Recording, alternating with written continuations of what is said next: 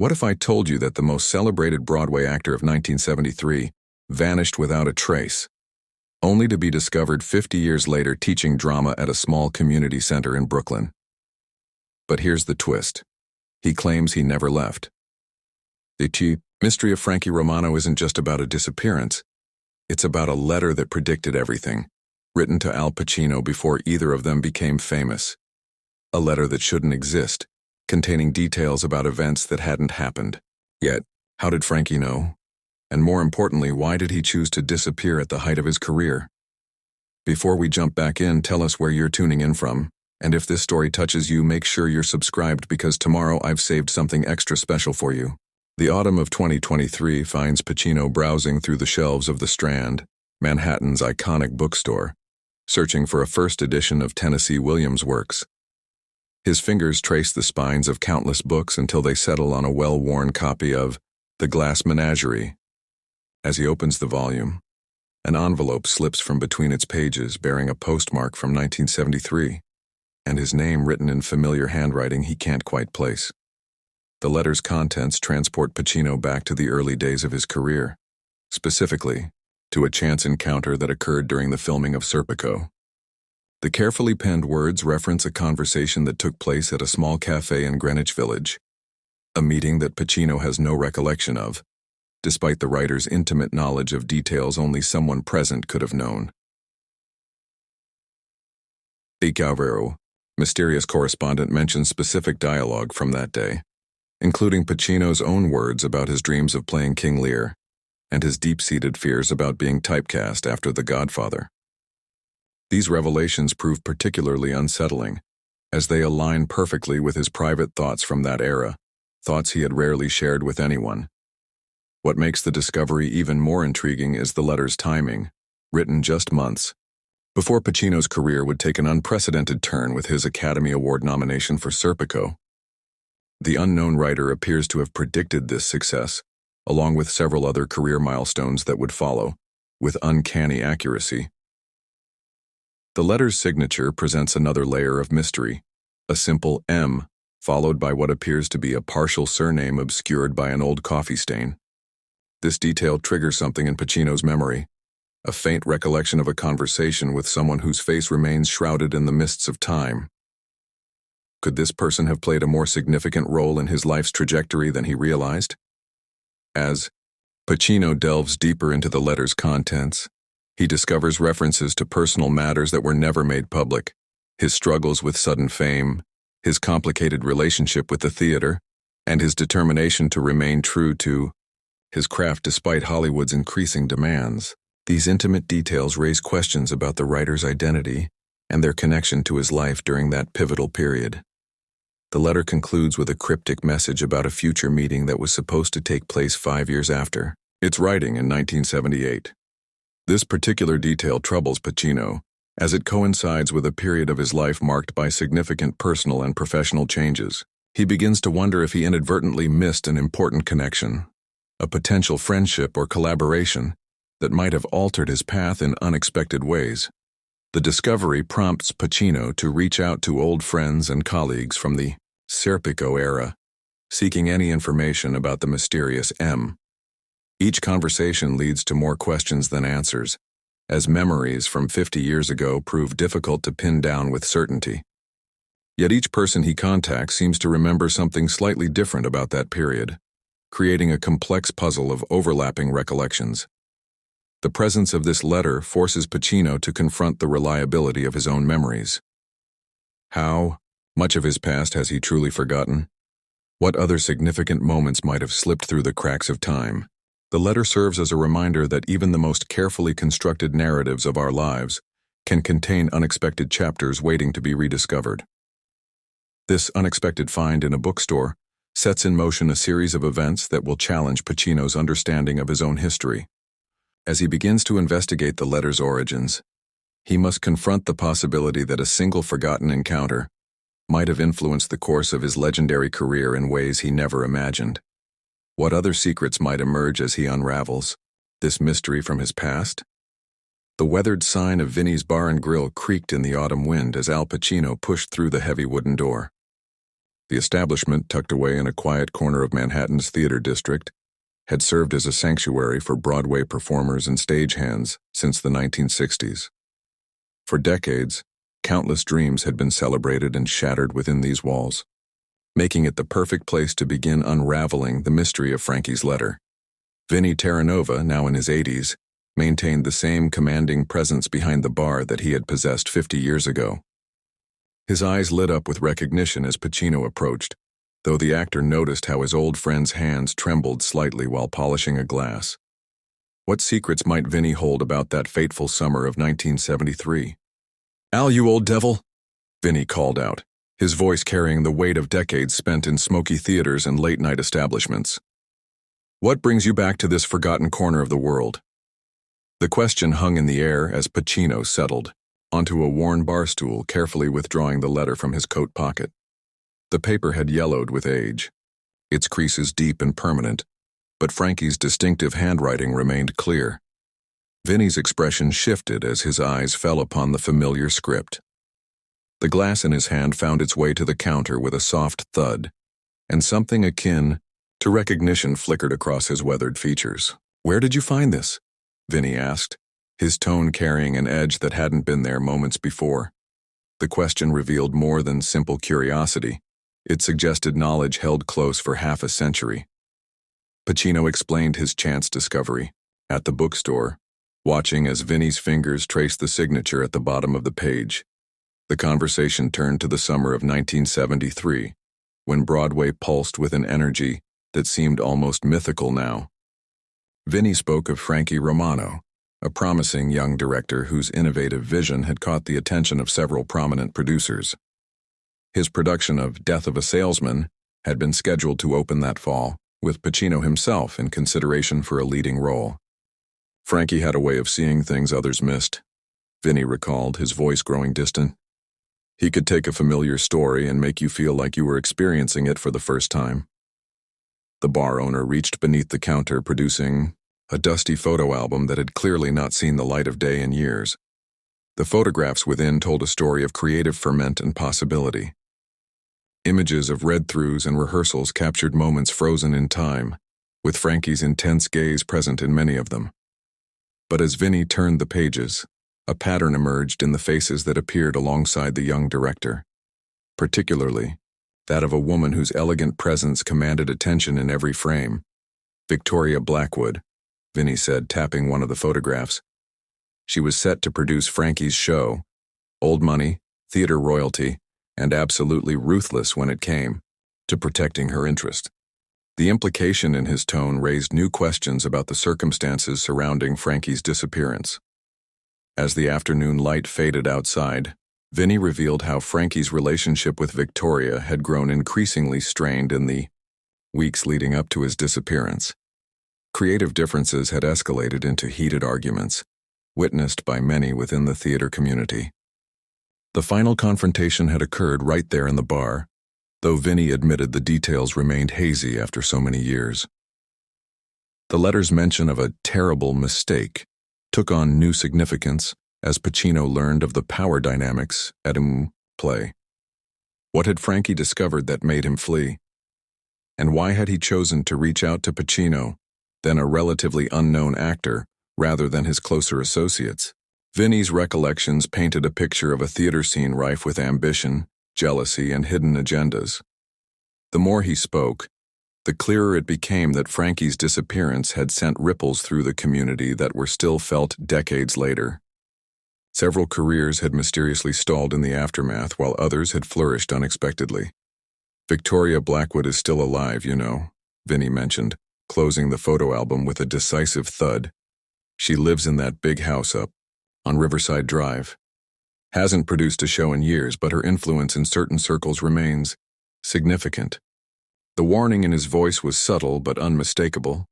The conversation left Pacino with more questions than answers. But one thing became certain. The letter represented more than just a forgotten chapter in his own past. It was a thread that, when pulled, might unravel carefully constructed narratives that powerful people had maintained for half a century. As Pacino prepared to leave, Vinnie pressed a small key into his palm. Frankie kept an office above the old Majestic Theater. As far as I know, no one's been up there since '73.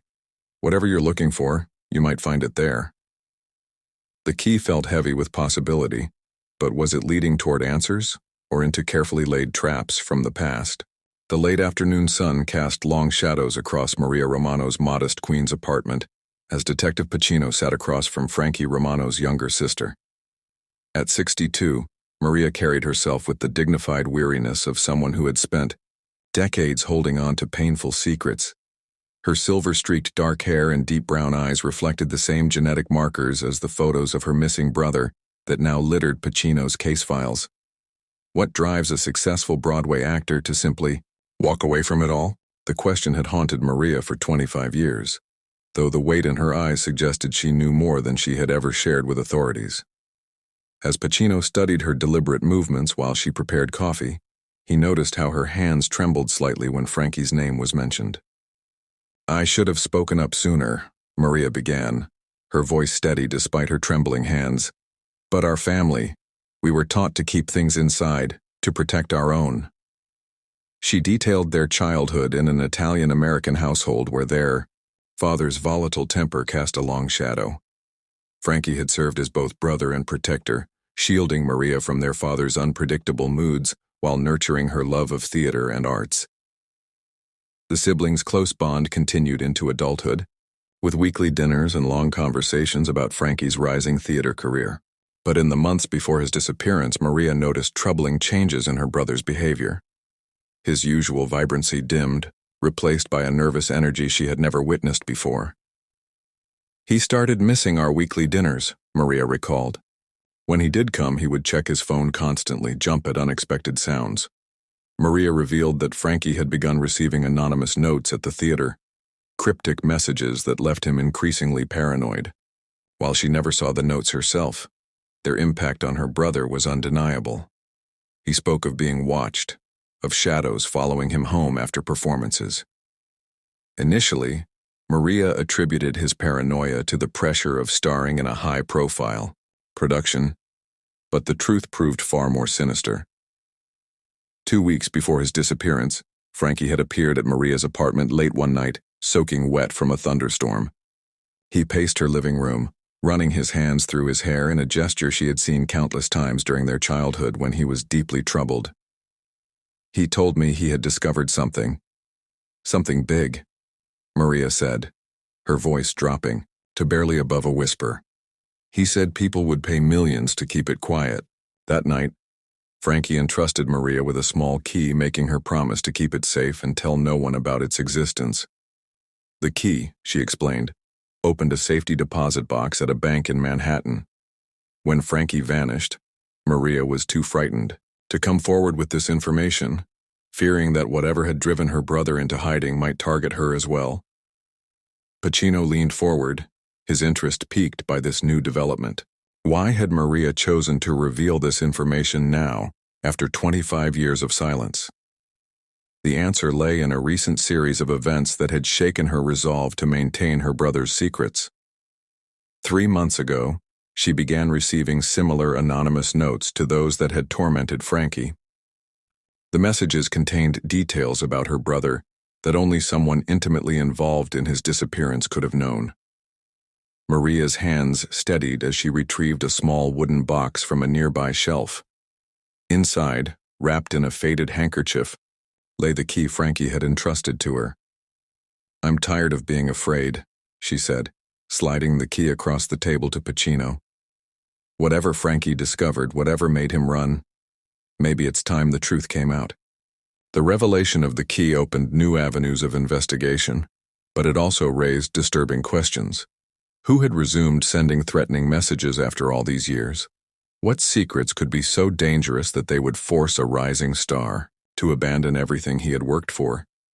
Most importantly, if Frankie had fled to protect himself and his sister, was he still alive somewhere, watching from the shadows? Maria's disclosure painted a picture of a man torn between his successful public persona and a growing private terror.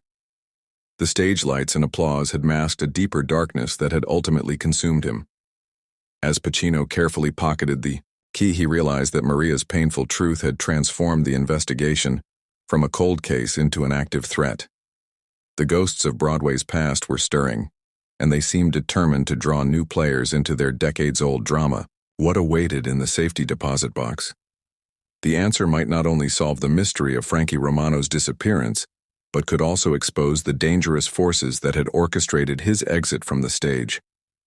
As Pacino prepared to leave Maria's apartment, he understood that time was now of the essence.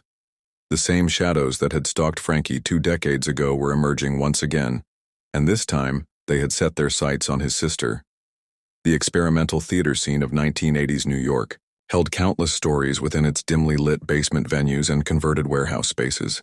Among these tales, Frankie Romano's final creative endeavors remained largely unexplored until Bernard Kessler, a veteran director of the avant-garde movement, stepped forward with revelatory information about the performer's last known artistic pursuits. Kessler, now in his 80s, operated the Labyrinth Theater Workshop in a converted storage facility beneath the streets of Lower Manhattan.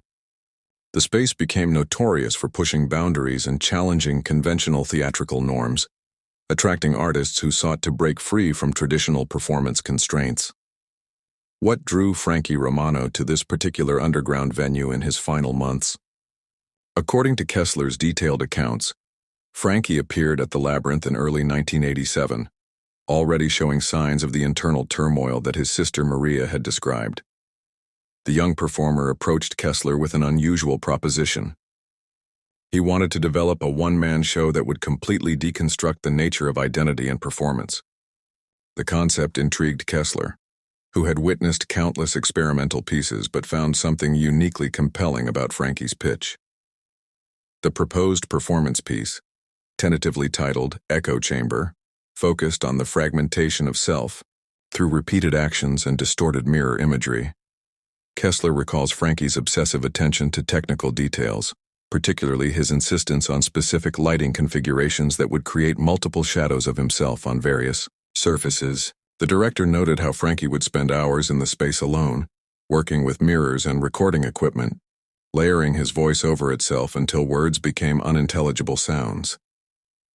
During rehearsal periods, Frankie's behavior grew increasingly erratic. He would arrive at odd hours, sometimes in the middle of the night, requesting access to the theater space. Security logs from the building show his keycard being used at 3:27 a.m. on multiple occasions. What was he seeking during these solitary sessions? The answer may lie in the fragments of his work that survived. Kessler preserved several pages of Frankie's handwritten notes, which reveal a performer grappling with fundamental questions about authenticity in art. One particular entry stands out. When does the mirror stop reflecting and start absorbing? At what point does the echo become the original voice? These philosophical musings took physical form in his developing performance piece, where he planned to use a complex system of mirrors and pre-recorded videos to create an infinite regression of his own image. The technical demands of the show grew more elaborate as weeks passed. Frankie commissioned custom-made mirrors with slight imperfections, designed to create specific distortions. He worked with a sound engineer to develop a delay system that would fragment his voice in real time, creating layers of overlapping dialogue. The production costs mounted, though financial records indicate Frankie paid for everything in cash, raising questions about the source of his funding. 3 weeks before the scheduled premiere of Echo Chamber, Frankie's behavior took a marked turn. He began expressing paranoid thoughts about being watched during his rehearsals, convinced that figures were moving in the shadows beyond the stage lights. Kessler attempted to address these concerns by adjusting the lighting design, but Frankie's anxiety only intensified. Who or what did he believe was observing him from the darkness? Telling and preparing this story took us a lot of time, so if you are enjoying it, subscribe to our channel. It means a lot to us. Now back to the story. The final rehearsal, according to Kessler's detailed notes, occurred on April 12, 1987. Frankie arrived early that evening, appearing more focused and composed than he had in weeks. He ran through the entire piece once, a performance that Kessler describes as hypnotic and deeply unsettling. The director, recalls how Frankie seemed to achieve the exact effect he had been pursuing, a multiplication of self that somehow managed to suggest absence rather than presence. After the run-through, Frankie spent several hours meticulously adjusting the placement of his mirrors and fine-tuning the sound system. Security footage shows him leaving the theater at 11:42 p.m., carrying a small duffel bag. He spoke briefly with Kessler about technical adjustments for the following day's rehearsal. This would be the last time anyone from the labyrinth would see him. When Frankie failed to appear for rehearsal the next day, Kessler initially assumed it was another of his irregular schedule changes. However, as days passed without contact, concern grew. The theater still houses the technical setup exactly as Frankie left it. Mirrors positioned at precise angles, sound equipment calibrated to his specifications. The space stands as an unintentional monument to his final artistic vision, raising more questions than it answers about his disappearance. Could the intensity of his artistic exploration have led to some kind of psychological break? Or did Echo Chamber represent something more than just an experimental theater piece? The answers might lie in the peculiar configuration of mirrors that remain in the labyrinth, still reflecting endless iterations of emptiness across its underground stage. The investigation into Frankie Holden's disappearance took an unexpected turn when Al Pacino uncovered records of a devastating fire at the Experimental Theater Workshop in 1974. The incident, largely forgotten by mainstream media, had claimed 3 lives and left several others injured. What made this discovery particularly significant was the appearance of Frankie's name on the survivors list, contrary to the widespread belief that he had simply vanished from the theater scene. Police reports from that night painted a harrowing picture of events. The fire had started during a late-night rehearsal of an avant-garde production, spreading rapidly through the aging building's wooden infrastructure. Witness statements described how Frankie had helped several cast members escape through a backstage exit before the main structure collapsed. His actions that night earned him a civilian commendation for bravery, though he never appeared to collect it. Hospital records revealed that Frankie had suffered moderate burns and smoke inhalation, requiring a 2-week stay at St. Vincent's Medical Center. What puzzled investigators was his complete disappearance after discharge. No credit card transactions, no lease agreements, no employment records. It was as if Frankie Holden had walked out of the hospital and into thin air. But why would someone who had just performed heroic acts choose to vanish without a trace? The answer began to emerge through interviews with surviving members of the theater company. The production and rehearsal that night had been Frankie's own experimental piece, Shadows of Tomorrow. The play, according to those who remembered it, pushed the boundaries of conventional theater, incorporating dangerous stunts and real fire elements as part of its commentary on human mortality. Could the tragic irony of his artistic vision having led to actual death and destruction have driven him away from the stage forever? Further investigation revealed that the fire marshal's report had never been fully concluded. While initial findings pointed to an electrical malfunction, certain aspects of the case remained unexplained. The timing of the fire's outbreak coincided precisely with a pivotal moment in Frankie's play, where flames were meant to create an illusion of the world's end. This correlation raised questions that were never officially addressed. Had artistic ambition crossed a line into recklessness? Pacino's research led him to Elizabeth Morton, the theater's former stage manager who had survived the fire. Her account added crucial context to Frankie's state of mind in the aftermath. He wasn't the same after pulling people out, she recalled, in a recorded interview. The guilt ate at him, even though everyone told him he was a hero. He kept saying that art shouldn't cost lives, that he'd lost perspective on what really mattered. The investigation uncovered a single piece of correspondence from Frankie, dated 3 months after the fire. In a letter addressed to the family of one of the victims, he wrote about his intention to step away from theater entirely. The letter spoke of penance and the need to find a way to contribute to society that didn't risk others' safety for the sake of artistic expression. But where did this path of redemption lead him? A breakthrough came through an unlikely source: insurance claim records. While Frankie had disappeared from the theater world, his name appeared in connection with a small construction company in upstate New York. The company specialized in retrofitting old buildings with modern fire safety systems.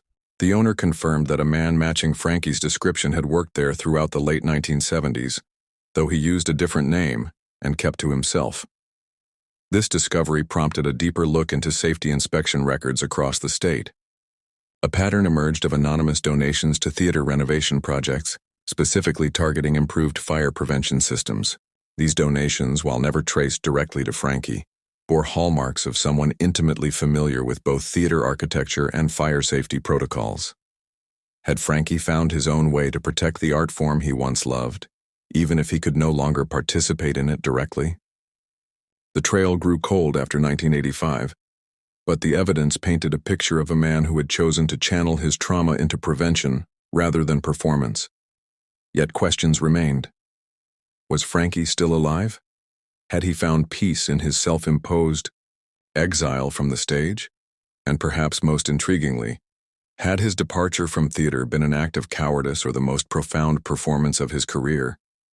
One where he traded the spotlight for anonymous service to the art form he once dominated? The investigation's findings challenged the romantic notions of artistic martyrdom that had surrounded Frankie's disappearance for decades. Instead of a dramatic exit, the truth revealed a more nuanced tale of responsibility, redemption, and the real-world consequences of pushing artistic boundaries too far. But for those who knew him best, one question lingered. In choosing to disappear, had Frankie Holden finally found his most authentic role? What drives a person to walk away from their passion? This question lingered in Pacino's mind as he stood outside the modest community center in Brooklyn, its weathered brick facade a stark contrast to the grand theaters where Frankie Romano once commanded standing ovations. Through the center's clouded windows, Pacino observed Frankie guiding a group of teenagers through vocal exercises. The former, stage legend's silver hair, caught the afternoon light, his gestures still carrying the grace of a seasoned performer despite the decades that had passed since his last curtain call. The students responded to his direction with evident respect, their faces lighting up as he demonstrated proper breathing techniques and projection methods. Frankie's transformation from celebrated actor to community theater instructor represented more than a career change. It reflected a conscious choice to channel his artistry into nurturing new talent, rather than pursuing personal acclaim. His teaching style incorporated elements of classical theater training, while maintaining an accessibility that resonated with his young students, many of whom came from challenging backgrounds. The discovery of Frankie's survival had opened up possibilities that Pacino hadn't considered when he first began researching the golden age of theater. The story of the devastating fire that had supposedly claimed Frankie's life had become theatrical legend, but the truth proved far more complex.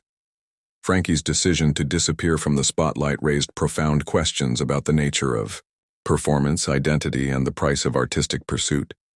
Pacino waited until the class concluded before approaching the community center's entrance. The sounds of students gathering their belongings and exchanging farewell greetings filtered through the hallway. How would Frankie react to being found after all these years? The answer emerged as Pacino stepped into the classroom, where Frankie stood organizing sheet music at an old upright piano. Recognition flickered across Frankie's features, followed by a resigned acceptance that suggested he had always known this day might come. The two men regarded each other in silence, decades of unspoken history hanging between them. Frankie's hands, still strong despite their age, continued their methodical organization of papers, as if completing this small task might postpone the inevitable conversation. The community center's walls displayed photographs of past student productions, modest shows performed with enthusiasm if not polish. These images stood in sharp contrast to the theatrical posters of Frankie's heyday that Pacino had studied during his research. Yet there was an authenticity in these amateur productions that spoke to the pure joy of performance, unmarred by commercial pressures or critical expectations. Pacino shared his findings about the Golden Age, watching as Frankie's expression shifted between nostalgia and guarded distance.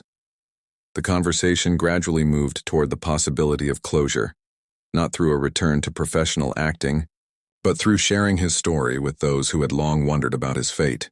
The theatrical community had never stopped speculating about what had become of one of its brightest stars. The proposal Pacino presented was simple.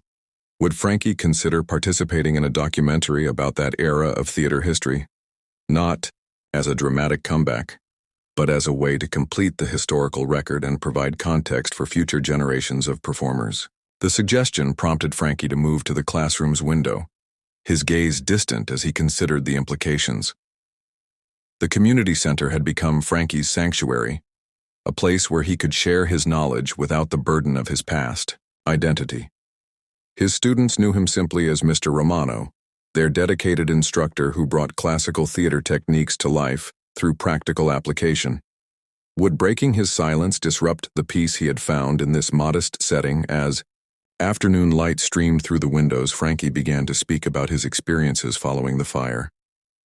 He described the physical and emotional recovery, the gradual realization that he could no longer face the pressures of professional performance, and the unexpected fulfillment he found in teaching.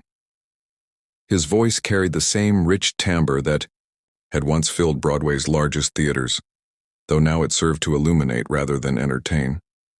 The possibility of one final contribution to theatrical history presented itself as both an opportunity and a challenge. Could Frankie's story serve as a bridge between the golden age and contemporary theater? His perspective on the evolution of performance art, shaped by both his starring roles and his years of teaching, offered unique insights into the enduring power of live theater. The decision before Frankie represented more than a simple yes or no. It questioned the nature of artistic legacy itself.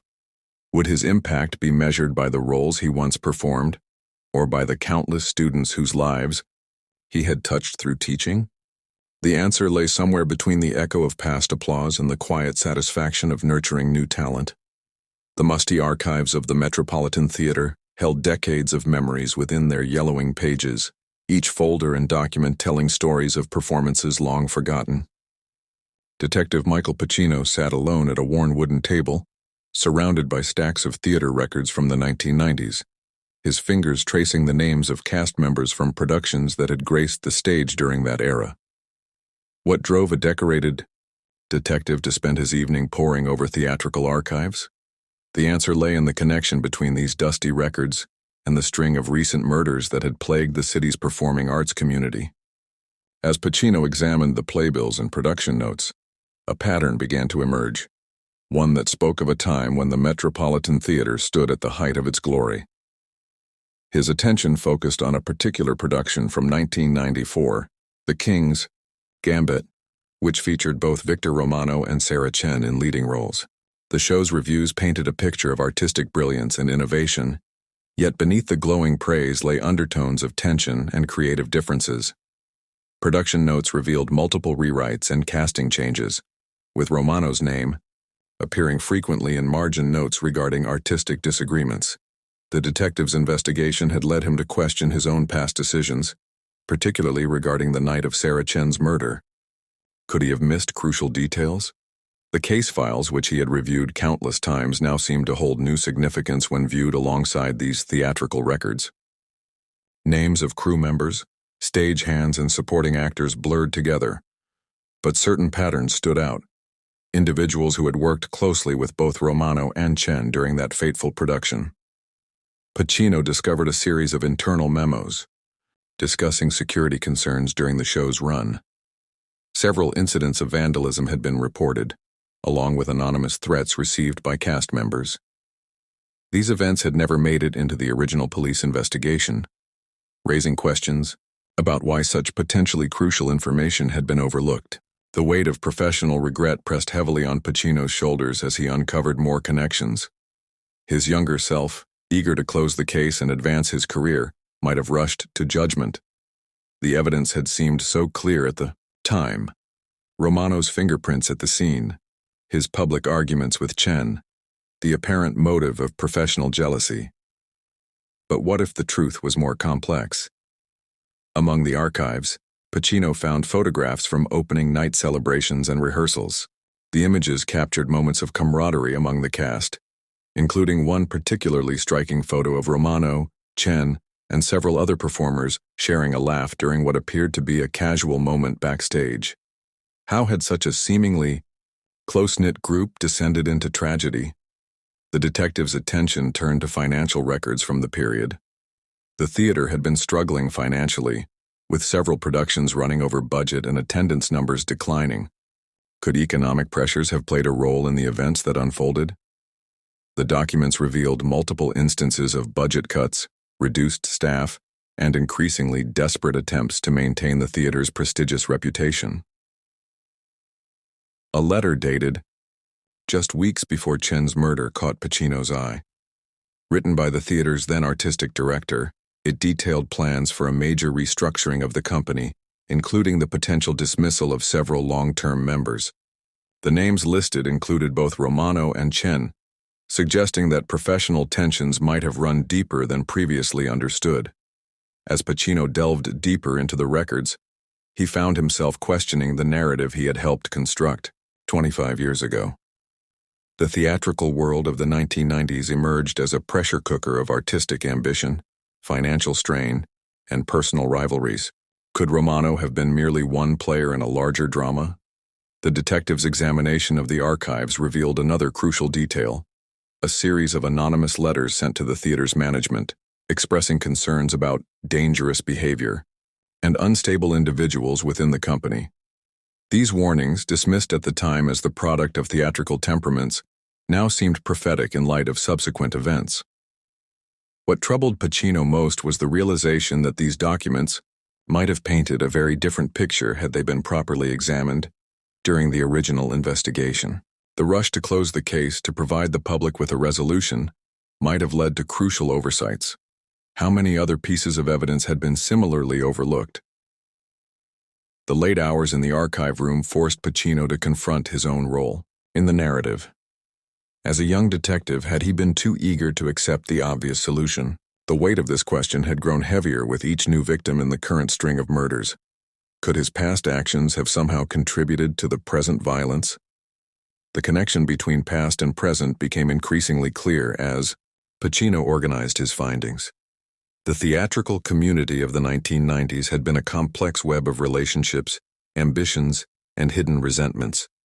Understanding these dynamics might prove crucial to preventing further bloodshed in the present day. But what other secrets lay buried in these archives, waiting to be discovered? The financial ledgers of the Grand Majestic Theater revealed a story far more complex than simple profit and loss statements. Maria's hands trembled as she pulled out stacks of documents from a weathered filing cabinet, each paper representing another piece of her brother's desperate struggle to keep his theatrical dreams alive. What began as an ambitious venture in 1985 had quickly spiraled into a web of mounting debts and borrowed time. The initial loan Roberto had taken to purchase the theater carried an interest rate that would have challenged even the most successful venues. Yet, he had signed the papers without hesitation, convinced that his artistic vision would triumph over fiscal reality. The first 2 years showed promise, with sold-out performances and critical acclaim for Roberto's innovative productions. However, the theater's operating costs proved relentless. The aging building demanded constant repairs, while increasing energy costs and property taxes steadily eroded their narrow profit margins. How long could anyone sustain such a precarious balance? Maria extracted a series of letters from creditors, each one more urgent than the last. Roberto had kept every correspondence, methodically organizing them by date, a chronicle of mounting pressure. The letters began professionally enough with standard payment reminders but gradually evolved into explicit threats of foreclosure. What had it felt like, she wondered, to open each envelope knowing it contained another blow to his dreams? The most revealing documents were Roberto's personal notebooks, where he tracked every attempt to secure additional funding. He had approached 17 different banks between 1987 and 1989, each rejection noted with a simple red X. Local arts, councils, wealthy patrons, and even family members, no potential source of capital had been left unexplored. The desperate creativity with which he sought solutions matched the artistry he brought to the stage. Behind the scenes, Roberto had begun taking extreme measures to keep the theater's doors open: pay cuts for the staff, delayed maintenance, and, eventually, the mortgaging of his own home. The notation in his ledger on the day he signed away his house was written with uncharacteristically shaky handwriting. The show must go on, at any cost. Tax records showed Roberto had stopped drawing a salary entirely by 1988, surviving on small loans from friends and occasional work as an acting coach at the local community college. How many meals had he skipped? How many sleepless nights had he spent staring at these same numbers, searching for a solution that didn't exist? The most heartbreaking discovery came in the form of a thin folder labeled Future Productions. Inside lay detailed plans for shows that would never see the stage, innovative interpretations of classical works, original pieces he had written himself, and collaborative projects with other local artists. Each proposal included meticulous budgets that revealed Roberto's growing understanding of financial realities, yet still contained that spark of artistic ambition that had driven him from the beginning. Among the papers, Maria found letters from actors and crew members expressing their concern for Roberto's well-being. They had noticed the toll the financial strain was taking, even as he attempted to shield them from the theater's dire situation. Several offered to work without pay, but Roberto's responses, carefully preserved, showed he refused to accept such sacrifices from others. The final pages of Roberto's records documented his last desperate attempts to save the theater. He had approached several large entertainment companies about purchasing the venue, hoping to at least preserve it as a performing arts space. But the offers that came back proposed converting the historic building into a movie multiplex or retail space. For Roberto, such proposals represented not just the death of his dream, but the erasure of everything the Grand Majestic stood for. What makes someone continue fighting for a dream when all evidence suggests its impossibility? The documents painted a picture of a man caught between artistic passion and financial reality, unable or unwilling to surrender either. Each new debt, each failed funding attempt, each compromise had carved away pieces of Roberto's spirit, yet he had persisted until the very end.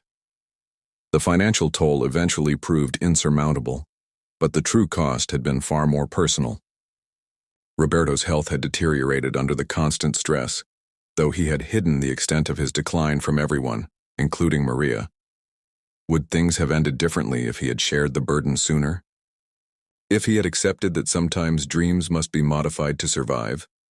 The last entry in Roberto's financial records was a simple statement: the art was worth every penny.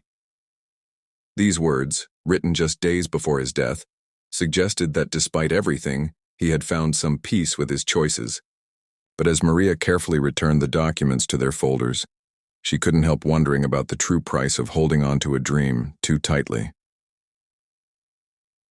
The 1970s theater scene harbored a complex ecosystem of ambition, rivalry, and often ruthless competition that remained carefully hidden from audiences who witnessed only the polished final productions. Behind the glamorous facade of Broadway and off-Broadway productions lay a web of interconnected relationships, power struggles, and financial pressures that shaped the industry's landscape during this transformative decade. Theater companies operated within a highly stratified hierarchy, where established venues maintained tight control over which productions received coveted stage time. Smaller companies and independent producers faced nearly insurmountable obstacles in securing performance spaces, often forced to accept unfavorable terms that left them financially vulnerable. These power dynamics created an environment where artistic merit frequently took a back seat to commercial viability and political connections. The casting process itself reflected these inherent inequities. While the decade witnessed an increasing push for diversity and representation, many roles remained restricted by unwritten rules and traditional expectations. Talented performers from marginalized communities found themselves repeatedly passed over, regardless of their capabilities.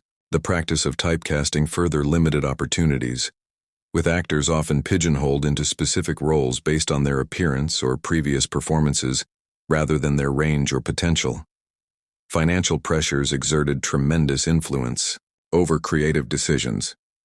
Production companies faced with rising costs and uncertain returns increasingly favored safe, commercially proven shows over innovative or challenging material.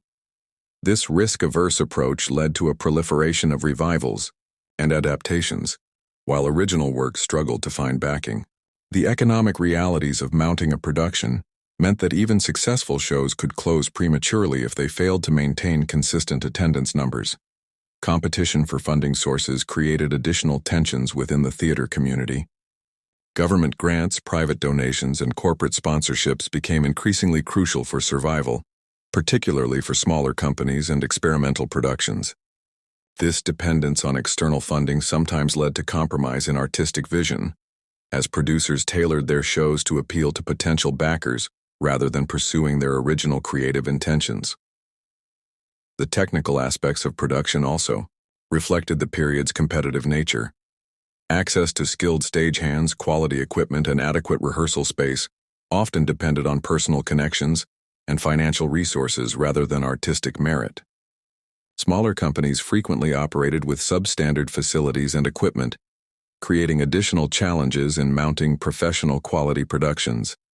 Critics wielded extraordinary power during this era, with their reviews capable of making or breaking a show regardless of its actual quality. The relationship between critics and theater professionals became increasingly complex, as positive reviews could mean the difference between success and closure.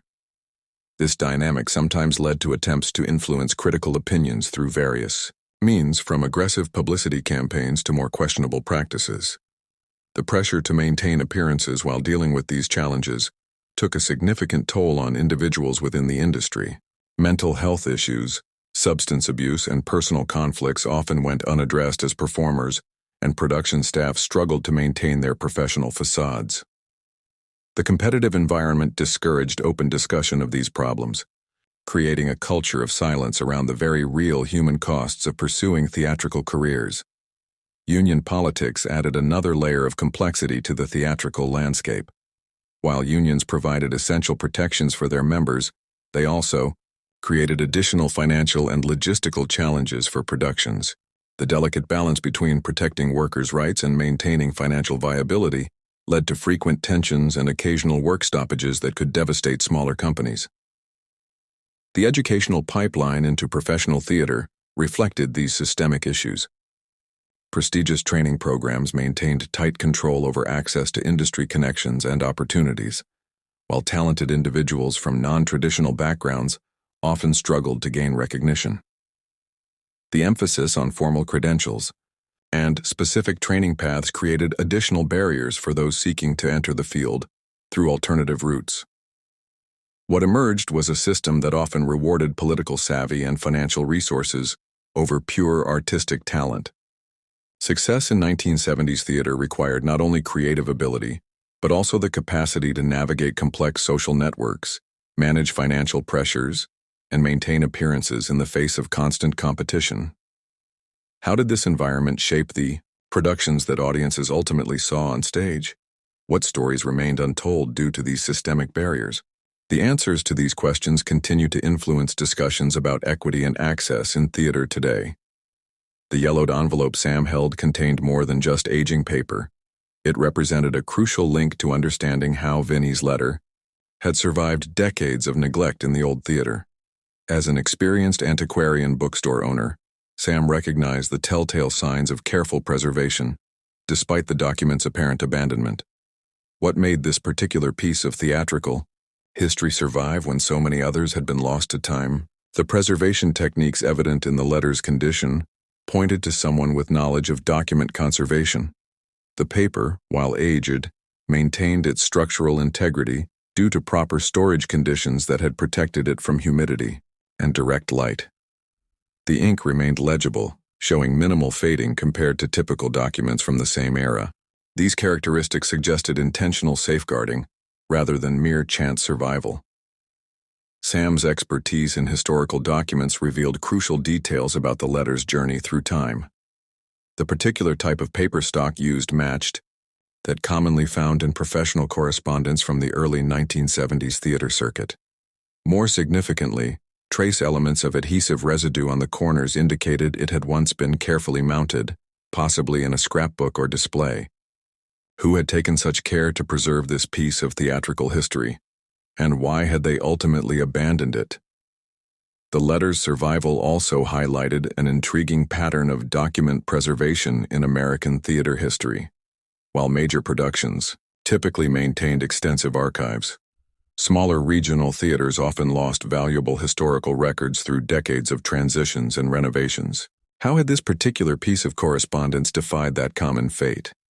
Examination of the envelope's postmark and addressing style provided additional context for the letter's historical journey. The postal markings aligned with routing procedures, specific to theater district mail delivery in the early 1970s, a system that had long since been discontinued. This detail helped establish not only the letter's authenticity, but also its original path from sender to recipient. The paper's chemical composition offered further insights into its preservation. The slightly alkaline nature of the stock had naturally helped prevent deterioration, but additional signs indicated someone had taken active steps to protect the document. Subtle marks suggested it had been stored in acid-free materials, a preservation technique that became common in archives during the 1980s. This timing raised questions about who had access to such specialized knowledge and materials. Professional, archival practices evident in the letter's condition pointed to someone with connections to theater preservation circles. The careful folding patterns, minimal handling wear, and absence of environmental damage all suggested expertise in document conservation. These clues helped narrow down the possible individuals who might have initially saved the letter from destruction. The document's survival also reflected broader patterns in how theatrical ephemera was valued and preserved during different eras. While many theaters discarded correspondence and promotional materials as a matter of routine, certain individuals recognized the historical significance of such documents. What had motivated this particular piece's preservation when similar materials were so often lost? Analysis of the paper's edge wear and fold patterns revealed it had been handled multiple times over the years, yet always with apparent care. The consistent nature of these handling marks suggested regular review rather than casual examination. This pattern raised questions about who had accessed the letter over the decades and for what purpose. The letter's physical condition also provided insights into its storage locations over time. Subtle environmental markers indicated it had been kept in climate-controlled conditions for significant periods, interrupted by briefer exposures to less ideal environments. These transitions aligned with known changes in theater management and ownership, helping reconstruct the document's path to the present. Sam's examination revealed another crucial detail. Microscopic fibers, trapped in the envelope's seal-matched materials commonly used in theater curtains from the 1970s. This physical evidence helped establish the letter's presence in the theater during its active performance years, adding another layer of authenticity to its provenance. What other secrets might this carefully preserved document reveal about the theater's past? The preservation history of the letter paralleled larger trends in theatrical archive management during the late 20th century. As awareness of historical preservation grew within the theater community, individuals began recognizing the value of maintaining production records and correspondence. Yet this letter's survival seemed to predate that broader movement, suggesting someone had understood its importance well before such awareness became common. The investigation into the 1952 Starlight Theater fire began to yield crucial details as historical records emerged from various sources. Local newspaper archives preserved at the Central Library revealed that the blaze started during an evening performance of The Winter's Tale on October 15th. The fire, which claimed 27 lives and injured dozens more, marked one of the deadliest theater disasters in the state's history. What made the Starlight Theater fire particularly devastating was its rapid spread through the building's aging infrastructure. Reports indicated that the theater's original wooden framework, dating back to 1923, had been treated with an oil-based preservative that inadvertently created perfect conditions for the fire to accelerate. Within minutes of the first spark, which originated in the electrical wiring behind the main stage, flames engulfed the entire performance space. Among the victims was Margaret Chen's father, James Chen, who served as the theater's technical director.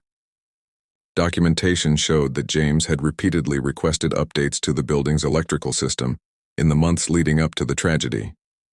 His maintenance logs, discovered in a county records office, detailed specific concerns about overloaded circuits and outdated wiring.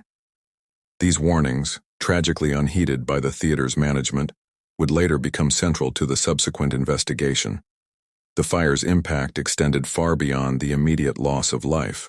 Insurance records indicated that the theater had been significantly underinsured, leaving many families without proper compensation. The ensuing legal battles lasted nearly a decade, with multiple lawsuits filed against the theater's ownership group, the city's building inspection department, and the electrical contractor responsible for the most recent modifications to the system.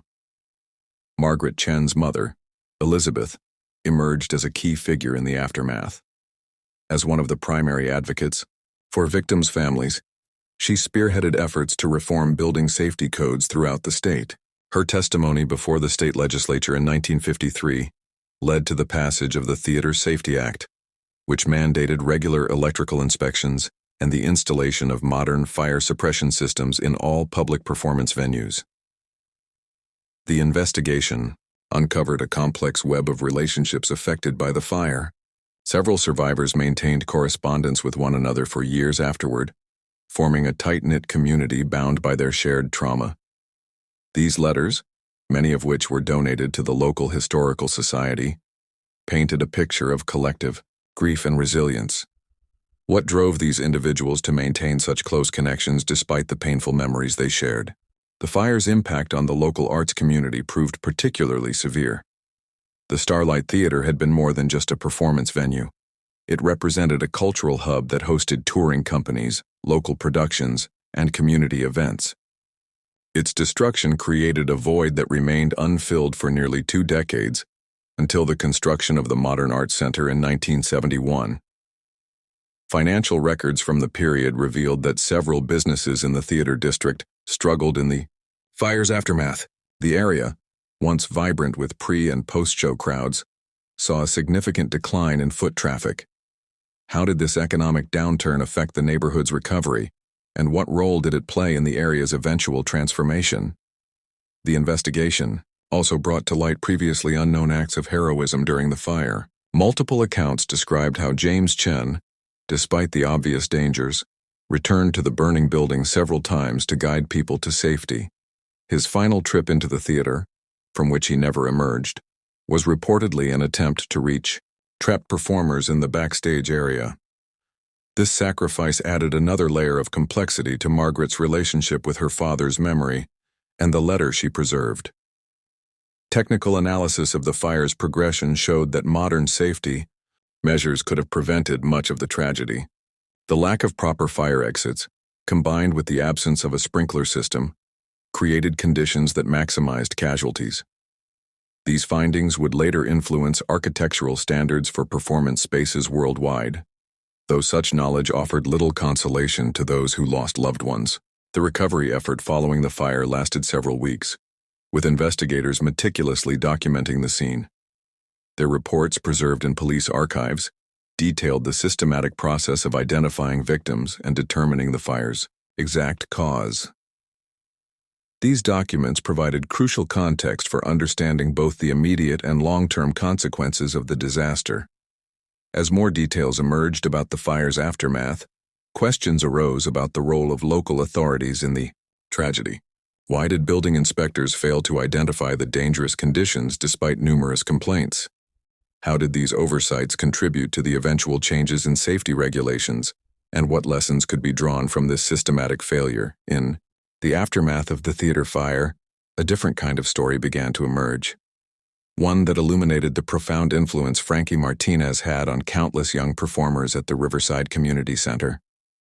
While the city still grappled with the tragedy, former students and colleagues stepped forward to share how one passionate teacher had shaped their lives through the transformative power of theater.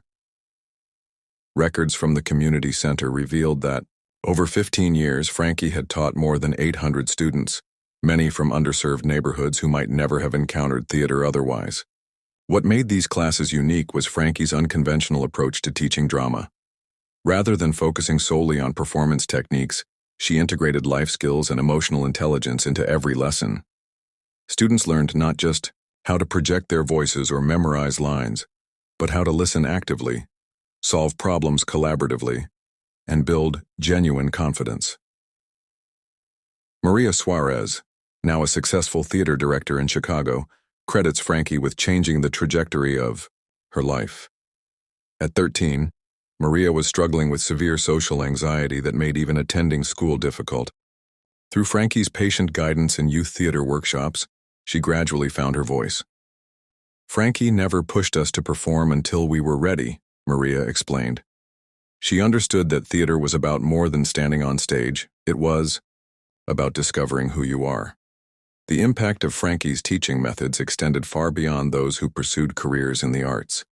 Former student James Chen, currently a pediatrician, attributes his ability to connect with young patients to skills he learned in Frankie's class. "She taught us that every person has a story worth hearing," he shared. "In medicine, that lesson proves invaluable every single day." What distinguished Frankie's approach was her emphasis on ensemble work and mutual support. Unlike traditional drama programs that often foster competition for leading roles, her classes centered on collective storytelling. Students rotated through various responsibilities from directing to stage management, fostering a comprehensive understanding of theater while building leadership skills. This collaborative environment created lasting bonds among participants, with many former students maintaining connections decades later. Documentation from the community center's archives revealed Frankie's tireless efforts to secure funding for the program. She wrote countless grants, organized fundraisers, and often used her own resources to ensure no interested student was turned away due to financial constraints. Her grant proposals consistently emphasized theater's role in developing critical thinking, empathy, and communication skills, elements that extended far beyond the stage. The true measure of Frankie's legacy emerged in the stories of students who found themselves during particularly challenging times. Marcus Thompson, who attended classes during his parents' difficult divorce, recalled how Frankie created a safe space for emotional expression. "She never told us how to feel," he noted. "Instead, she gave us tools to understand and channel our emotions constructively through performance." Perhaps most remarkable was Frankie's ability to identify and nurture potential in unexpected places. She regularly advocated for students others had written off as difficult or disruptive, recognizing that these labels often masked untapped creativity and leadership abilities. Several of her most successful former students had previously struggled in traditional academic settings before finding their footing in her program. The ripple effects of Frankie's teaching extended into the broader community. Many of her former students went on to establish their own youth theater programs, applying the principles they learned under her guidance. These second-generation programs now operate in community centers across 5 states, carrying forward her methodology of using theater as a tool for personal development and social change. What becomes evident through these collected testimonies is how Frankie's influence transcended traditional metrics of success in theater education. While some of her students did pursue professional performing careers, her greater achievement lay in how she equipped young people with fundamental life skills. Through theater exercises, improvisation games, and collaborative projects, she taught lessons about resilience, authenticity, and community that continued to resonate throughout her students' lives. As more stories emerged about Frankie's impact, questions arose about how one teacher could have such far-reaching influence while remaining relatively unknown outside her immediate community. What was it about her approach that created such lasting change in her students' lives? How had she managed to maintain this level of impact consistently over 15 years while operating with limited resources? The answers to these questions would prove crucial in understanding not just Frankie's legacy, but the vital role of arts education in community development. Her story challenges conventional narratives about success in the theater world, suggesting that the most meaningful achievements might occur not under bright stage lights, but in the quiet moments of transformation that take place in classroom spaces where young people first discover their voices.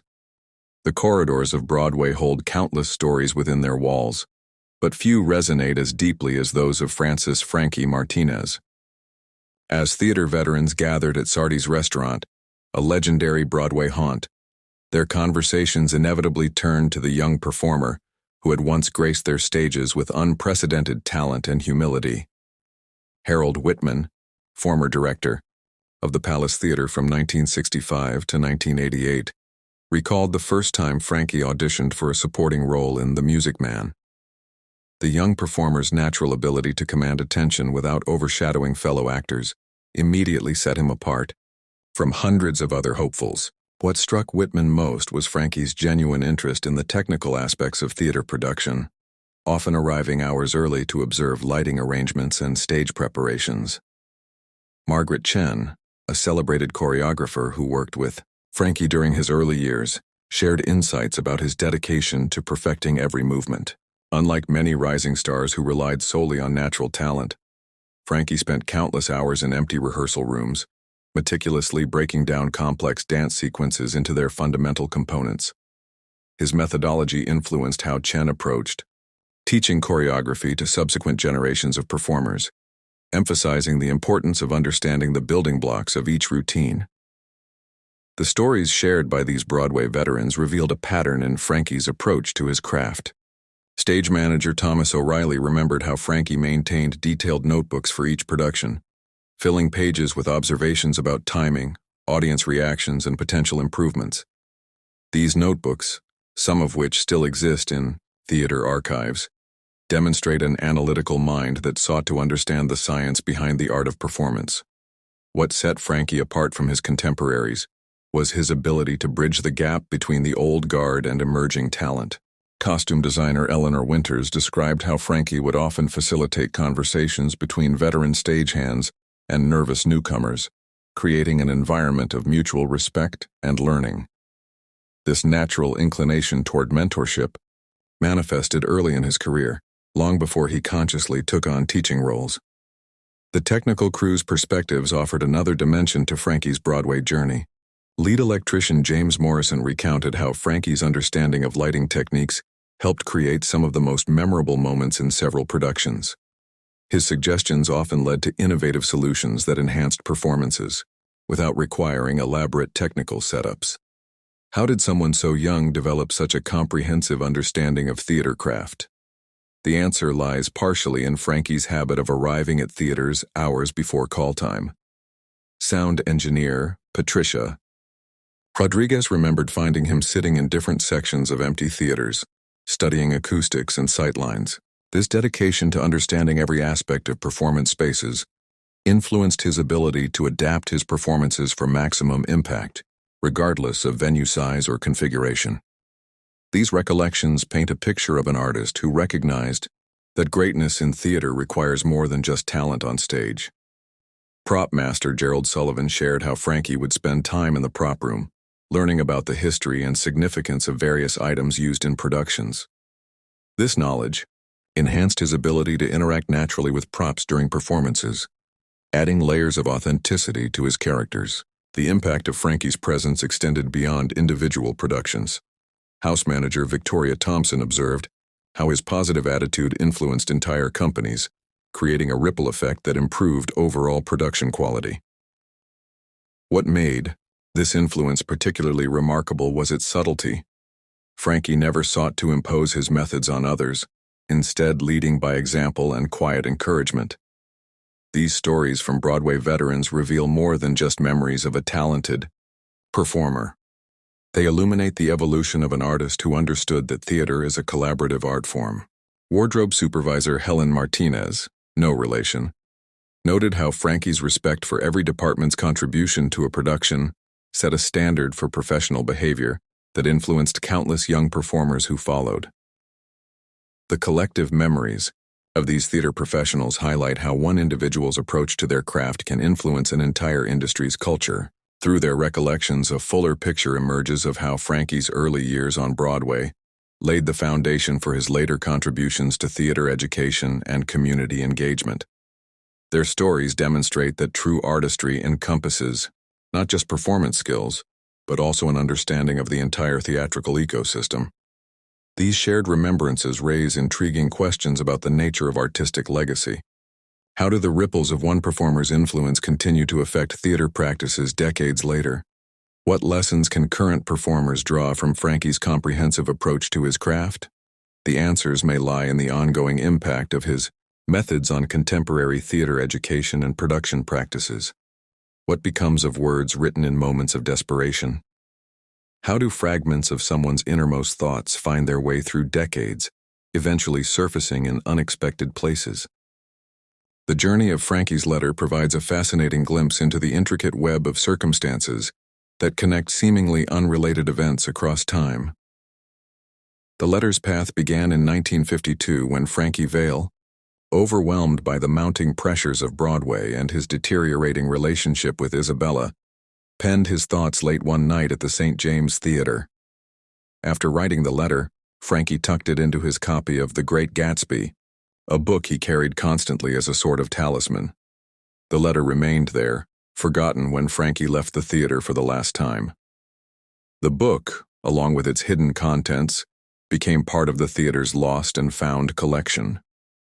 Harold Matthews, the theater's longtime janitor, maintained a careful system of cataloging abandoned items, storing them in the theater's basement storage room. However, during the theater's renovation in 1960, workers cleared out the accumulated items from the basement.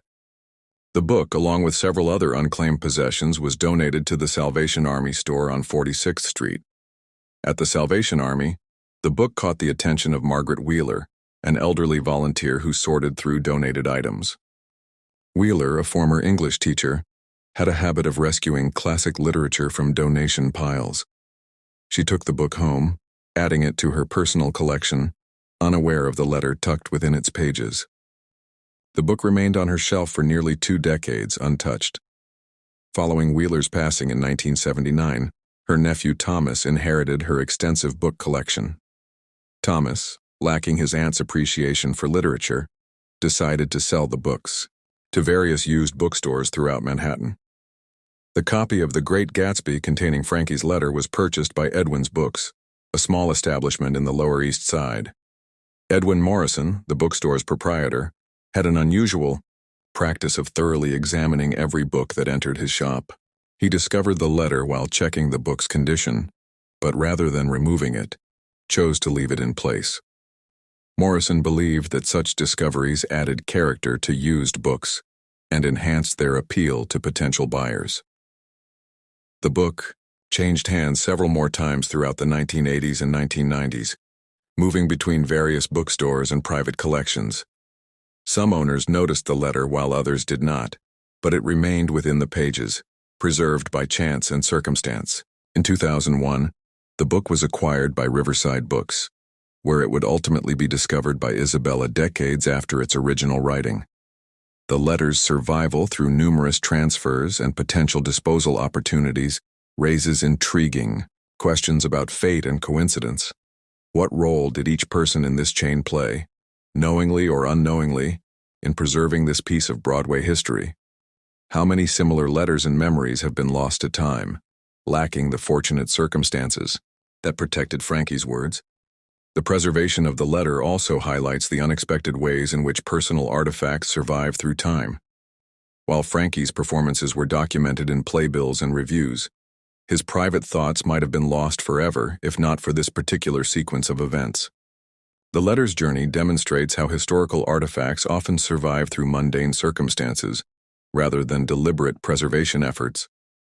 The path of Frankie's letter also reveals the interconnected nature of New York City's theatrical community.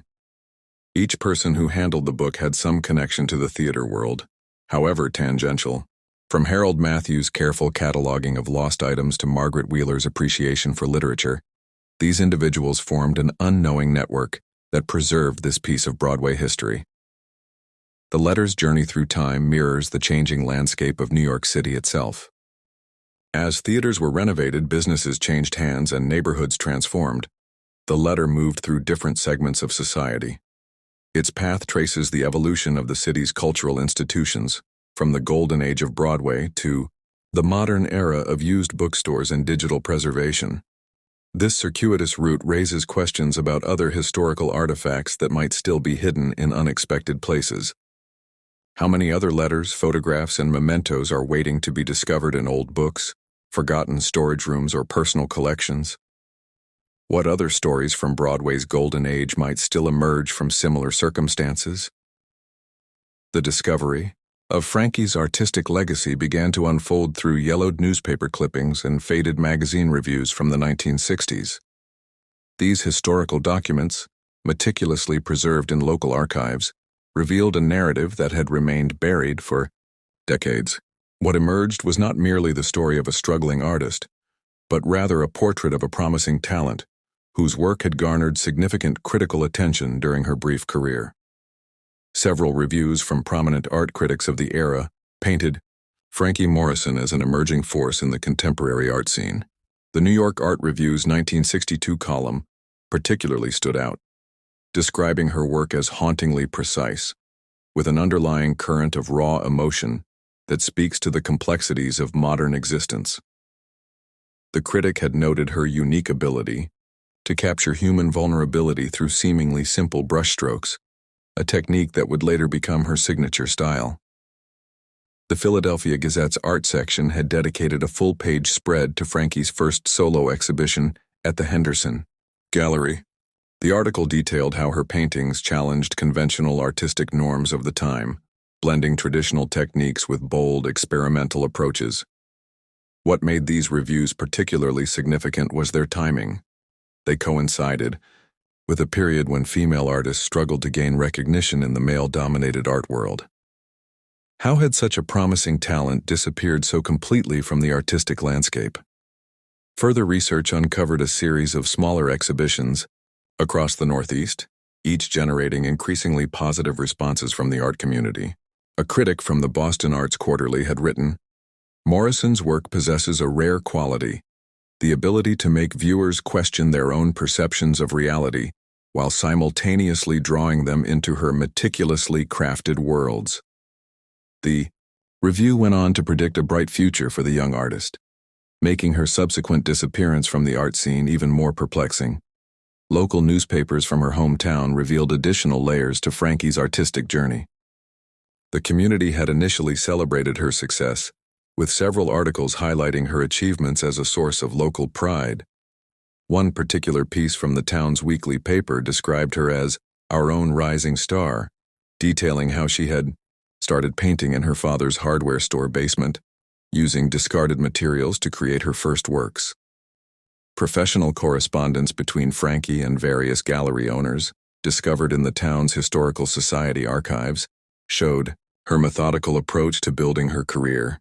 These letters revealed a strategic mind at work, carefully planning exhibitions and selecting venues that would showcase her work to maximum effect. What was particularly striking was the confidence in her artistic vision, evident in her detailed descriptions of planned installations and exhibition themes. The most intriguing documents emerged from the files of the prestigious Whitman Gallery in New York. Their records indicated plans for a major solo exhibition of Frankie's work, scheduled for the spring of 1965. The gallery's internal memos praised her extraordinary potential and unique artistic voice. However, this exhibition never materialized, and the trail of documents abruptly ended shortly before the planned opening date. What had caused this sudden halt to what appeared to be a promising career trajectory? Art magazines from the period provided additional context about the artistic environment in which Frankie worked. Her contemporaries spoke of her innovative techniques and her willingness to experiment with different mediums. One fellow artist, quoted in an interview from 1963, described Frankie as fearlessly authentic in her artistic expression, noting how she often incorporated unconventional materials into her paintings to achieve specific textural effects. The critical acclaim extended beyond traditional art circles. Several cultural magazines had featured Frankie's work in broader discussions about emerging American artists of the 1960s. These articles positioned her as part of a new wave of artists who were pushing boundaries and challenging established artistic conventions. Her work was frequently cited as an example of how contemporary art could bridge the gap between traditional techniques and modern sensibilities. Financial records from various galleries indicated that Frankie's work had begun to command increasingly significant prices, suggesting growing market recognition of her talent. Sales reports showed a steady upward trajectory in the value of her paintings, with several pieces being acquired by notable collectors and institutions.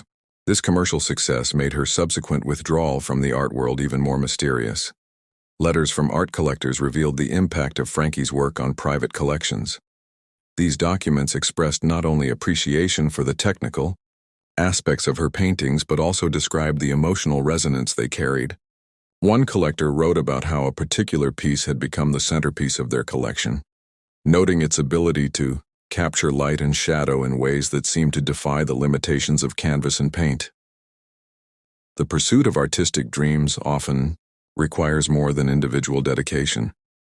It demands the collective support and sacrifice of an entire family. In Frankie's journey, this truth resonates deeply through Maria's recollections of their shared past, revealing layers of commitment that extended far beyond financial investments. Maria's earliest memories of Frankie's artistic journey begin with small adjustments to their daily routines. The family dinner schedule shifted to accommodate evening practice sessions, and weekends previously reserved for family outings transformed into rehearsal times. These changes, while seemingly minor, marked the beginning of a profound transformation in their household dynamics. The financial aspects of supporting Frankie's talent presented significant challenges. Maria recalls how their parents reallocated resources, foregoing personal luxuries and working additional hours to afford quality instruments and professional instruction. Their father took on extra shifts at his construction job, while their mother started providing childcare services from their home. These sacrifices, made without complaint or regret, demonstrated their unwavering belief in Frankie's potential. Beyond monetary considerations, the emotional investment proved equally substantial. Maria remembers countless nights when their mother stayed awake, helping Frankie practice despite exhaustion from her own workday. Their father dedicated his only free time to driving Frankie to performances and auditions, often traveling long distances without considering the toll on his own well-being. The impact extended to Maria herself, who found her role as a sister evolving into that of a supporter and confidant. She assumed additional household responsibilities to free up time for Frankie's practice sessions, often putting her own interests and social life on hold. However, Maria's reflections carry no trace of resentment. Instead, they reveal pride in having contributed to her siblings' artistic development. The family's dedication to Frankie's musical journey also influenced their social connections. They built relationships with other families in the arts community, creating a support network that shared resources, information, and encouragement. These connections proved invaluable, offering both practical assistance and emotional support during challenging times. Educational choices became increasingly centered around Frankie's musical development. The family researched schools with strong arts programs, often considering options that required longer commutes or higher expenses. Maria recalls their parents' careful deliberations, weighing various factors to ensure Frankie received the best possible opportunities while maintaining a balanced family life. The sacrifice of personal space within their home reflected another dimension of their commitment. The family converted their small living room into a practice area, rearranging furniture and investing in soundproofing materials to create an environment conducive to musical development. This physical transformation of their living space symbolized the central role that music had assumed in their lives.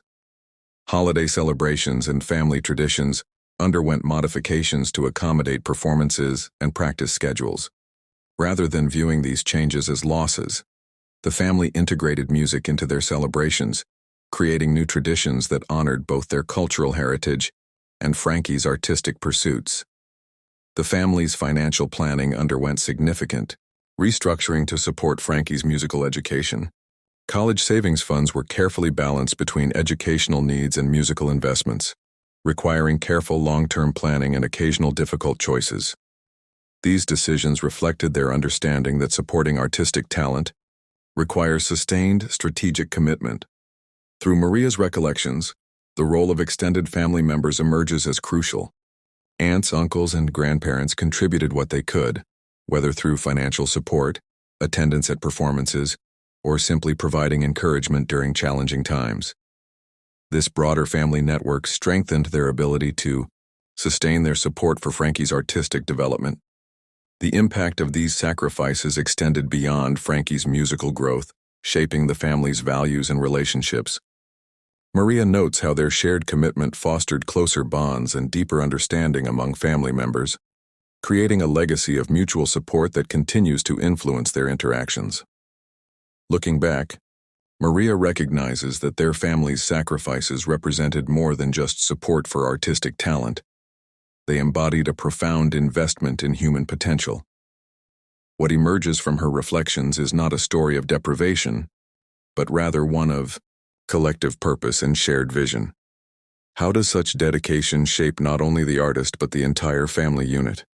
What lasting impact does this level of sacrifice and support have on family dynamics and individual development? These questions resonate through Maria's narrative, suggesting that the true measure of family support extends far beyond tangible sacrifices to encompass the transformative power of collective commitment to nurturing talent and pursuing dreams. Yoya, experimental theater scene of the late 1980s, operated in a parallel universe to mainstream productions, thriving in converted warehouses, abandoned storefronts, and basement venues across the city. For Frankie Martinez, this underground world became both a sanctuary and a laboratory where conventional rules of performance dissolved into raw artistic expression. What made these alternative spaces so magnetic to emerging artists like Frankie? The underground theater movement emerged from a perfect storm of economic and cultural factors. Rising commercial rent prices had pushed artists into the city's neglected spaces, transforming them into impromptu performance venues. These locations, often operating without proper permits or licenses, fostered a sense of urgency and authenticity that attracted performers seeking to break free from traditional theatrical constraints. The very real possibility that any show could be shut down by authorities at a moment's notice added an electric energy to each performance. Frankie's involvement in this scene began through a chance encounter with the notorious Theater Collective, a group known for their provocative performances that blended elements of performance art, experimental music, and social commentary. Their signature style involved breaking down the fourth wall, often incorporating audience members into the performance, whether they were willing participants or not. What started as Frankie attending their shows soon evolved into active participation, as the collective recognized his natural ability to connect with audiences, even in the most challenging circumstances. The underground scene operated on an intricate network of word-of-mouth communications and handmade flyers. Showtimes and locations were often shared through cryptic messages or passed along through trusted contacts, creating an exclusive atmosphere that paradoxically made the performances more accessible to those truly seeking alternative art forms. This secretive nature served both practical and artistic purposes, protecting venues from unwanted attention while cultivating a sense of community among regular attendees. Financial constraints within the underground scene led to innovative solutions that influenced Frankie's later work. Props were salvaged from dumpsters, costumes were assembled from thrift store finds, and sets were created from discarded materials. This resourcefulness fostered a creative approach to problem-solving that would become a hallmark of Frankie's directorial style. How did these early experiences shape his understanding of theatrical possibilities? The experimental nature of these performances allowed for unprecedented artistic freedom. Shows might last 15 minutes or 5 hours, with no intermission, and no clear distinction between beginning and end.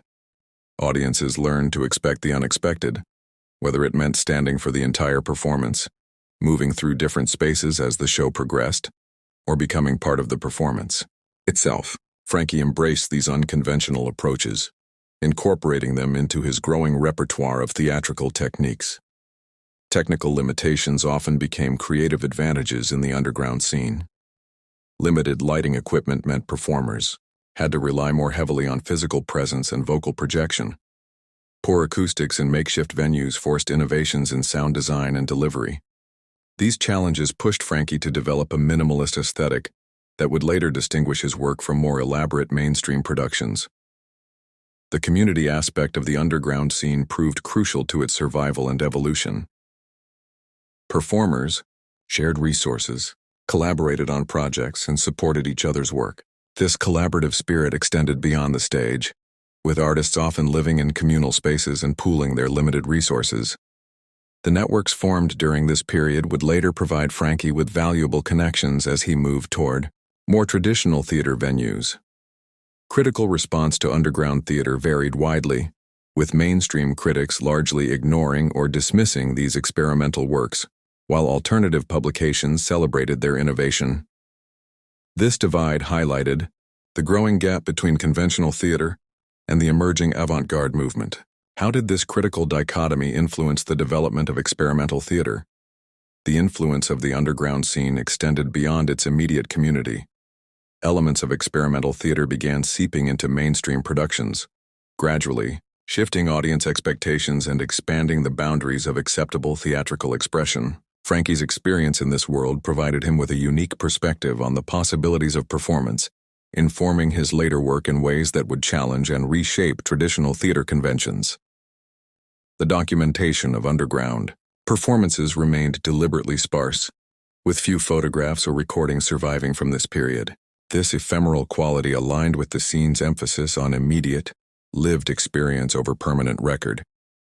Yet the impact of these performances lives on through the artists they influenced and the boundaries they pushed, creating lasting changes in theatrical practice and perception.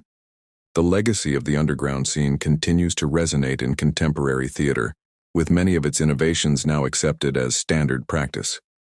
What began as necessity-driven experimentation evolved into deliberate artistic choice, demonstrating how limitations can spark creativity and lead to lasting cultural change. For Frankie, these formative experiences in the underground scene would prove instrumental in developing his unique artistic voice and vision. The complexities of family obligations often shape individuals in ways that remain invisible to the outside world. In Frankie's case, his role as the eldest son in a traditional Italian-American family carried expectations that extended far beyond his artistic pursuits in the experimental theater scene. Maria, Frankie's younger sister, provides crucial insight into the duality of his existence during the late 1960s. While many knew him as the avant-garde performer pushing boundaries on stage, at home he shouldered the responsibility of being his father's right hand in the family business. The hardware store, a modest establishment in their Brooklyn neighborhood, required constant attention and maintenance. Frankie would spend his mornings restocking shelves and managing inventory before heading to rehearsals in the afternoon. The financial burden became particularly acute after their father's first heart attack in 1967. At 24, Frankie assumed the role of primary breadwinner, working double shifts to keep the store afloat while simultaneously pursuing his theatrical aspirations. This period marked a significant shift in his artistic output, with his performances taking on darker, more complex themes that reflected his growing understanding of duty and sacrifice.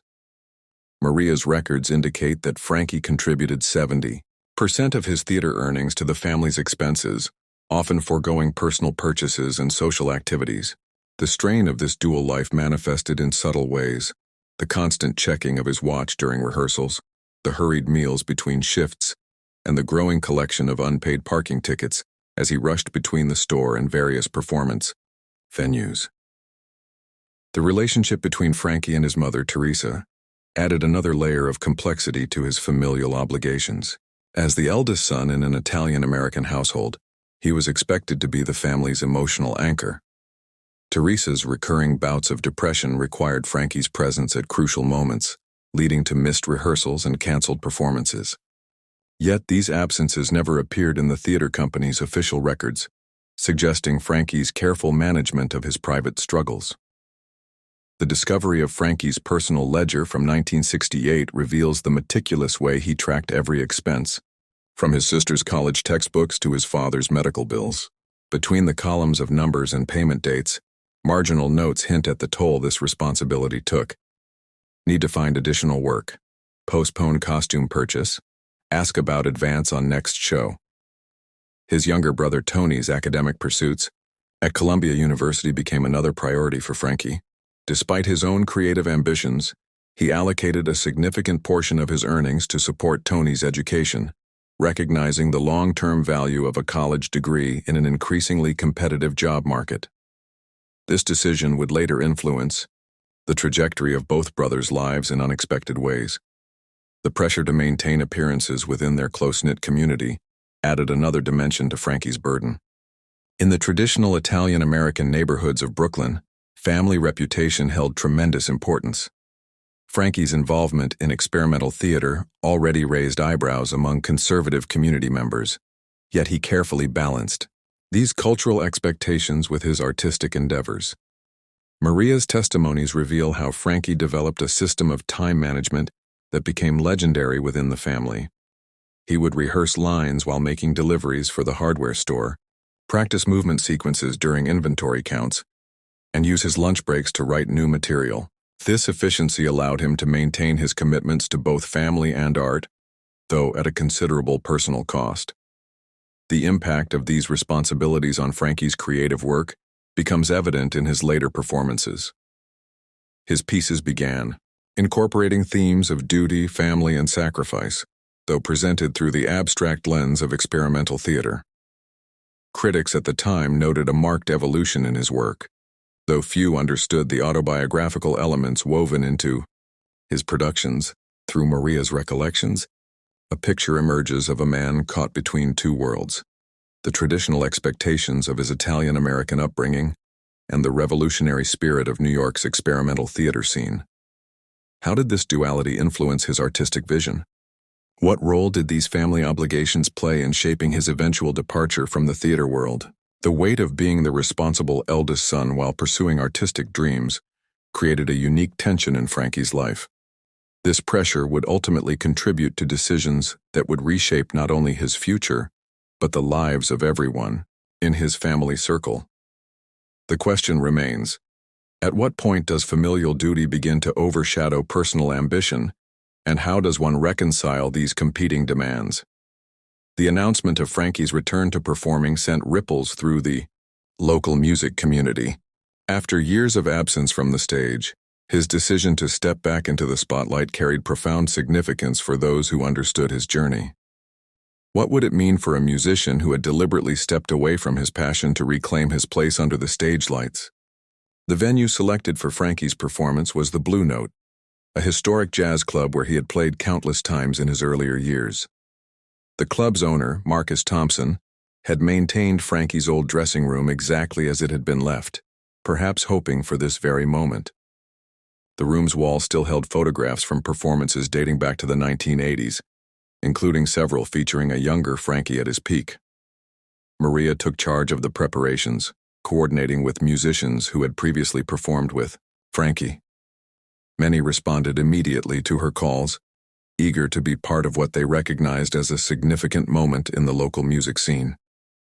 The original quartet members, Tom on bass, Ray on drums, and Sarah on piano, all committed to the performance, without hesitation. Their quick acceptance spoke volumes about the respect Frankie had earned during his active years.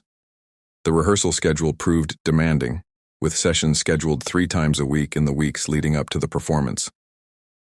Frankie approached these rehearsals with an intensity that surprised even those who had known him for years. His technical skills, though somewhat rusty from disuse, quickly began to resurface. The muscle memory built through decades of playing remained largely intact, requiring only minor refinement. Questions about song selection dominated the early planning stages. Which pieces would best represent Frankie's return? The final setlist emerged as a carefully curated journey through his musical career, including both original compositions and interpretations of jazz standards that had become synonymous with his style. Each selection held particular significance, telling part of the story that had led to this moment. The marketing campaign, handled primarily by the Blue Note's staff, maintained a deliberate subtlety. Rather than sensationalizing Frankie's return, they chose to announce it simply as an evening with Francis Martinez and friends. This approach aligned with Frankie's preference for letting the music speak for itself, avoiding any hint of exploitation or unnecessary drama. Technical preparations received equal attention. Sound engineers conducted multiple tests to ensure optimal acoustics, considering Frankie's distinctive tone and playing style. The stage layout was carefully planned to facilitate interaction between the musicians while maintaining clear sightlines for the audience. Even the lighting design underwent several revisions to create the perfect atmosphere without interfering with the performer's ability to read their music. As news of the upcoming performance spread, ticket requests began pouring in. The Blue Note, despite its modest size, quickly accumulated a waiting list that exceeded its capacity several times over. The situation prompted discussions about moving to a larger venue, but Frankie insisted on maintaining the intimacy of the original space. What would be lost, he argued, in translation to a larger hall? The rehearsal process revealed subtle changes in Frankie's playing style. Years of reflection and personal growth had influenced his approach to music, introducing new depths to his interpretation of familiar pieces. His fellow musicians noted a heightened sensitivity in his playing, a more nuanced understanding of space and silence within the music. How had his time away from performing shaped his musical perspective? Local music students began attending the rehearsals, drawn by the opportunity to witness the preparation process. Their presence added an educational dimension to the proceedings, with Frankie occasionally pausing to explain his approach to particular passages or share insights about musical interpretation. These impromptu teaching moments revealed another facet of his musical identity, that of a mentor passing on accumulated wisdom to the next generation. The physical demands of preparing for a full performance required careful management. Frankie worked with a physical therapist to develop exercises specifically designed to build the stamina needed for extended playing while protecting against strain or injury. This practical approach to preparation demonstrated his understanding that successful performance requires attention to both musical and physical wellness. As the performance date approached, the anticipation within the local music community continued to build. What had begun as a personal decision to return to performing had evolved into an event that carried meaning for many others. How would this performance reflect not just Frankie's journey, but the broader narrative of artistic resilience and renewal? The final days before the performance brought an increasing focus on technical refinement and ensemble cohesion. Each rehearsal session ended with a complete run-through of the program, allowing the musicians to develop the stamina and concentration required for the full performance. These sessions also provided opportunities to fine-tune transitions between pieces and adjust the overall pacing of the program. The familiar hum of anticipation filled the theater as the crowd gathered for what many considered an improbable comeback. After months of preparation and personal struggles, Frankie Malone stood in the wings of the stage, his heart pounding against his chest. The journey to this moment had been anything but straightforward, yet here he was, minutes away from facing an audience again. What makes an artist return to the spotlight after experiencing such profound trauma? For Frankie, the decision emerged from a complex web of healing, self-discovery, and the undeniable pull of his craft. The past months had transformed him from a shattered performer into someone who understood that vulnerability could be a source of strength rather than weakness. The technical crew moved with practiced precision, adjusting lights and checking sound levels one final time. Unlike his previous performances where Frankie had insisted on controlling every detail, he now trusted his team implicitly. This shift in perspective represented more than just a change in his professional approach. It reflected a fundamental transformation in how he viewed himself and his art. Through the curtain, Frankie could hear the murmur of the audience growing louder. Many of these people had followed his career from the beginning, while others had only known him through the headlines of his breakdown. Would they see the difference in him?